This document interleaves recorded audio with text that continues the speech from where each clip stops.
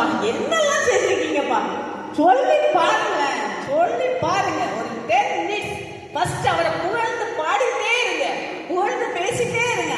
அதன் பிறகுதான் உங்க ரெக்வஸ்ட் எல்லாம் வைக்கணும். உங்க விண்ணப்பங்கள் பெட்டிஷன் எல்லாம் எப்போ வைக்கணும்?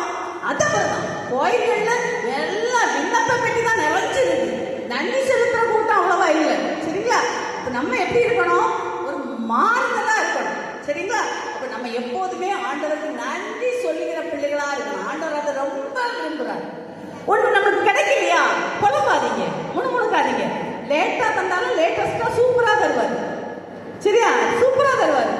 ஆண்டவர் யாரை நேசிக்கிறாரோ அவங்களுக்கு கொஞ்சம் தாமதம் எடுப்பாரு, டக்குனு கொடுக்க மாட்டாரு.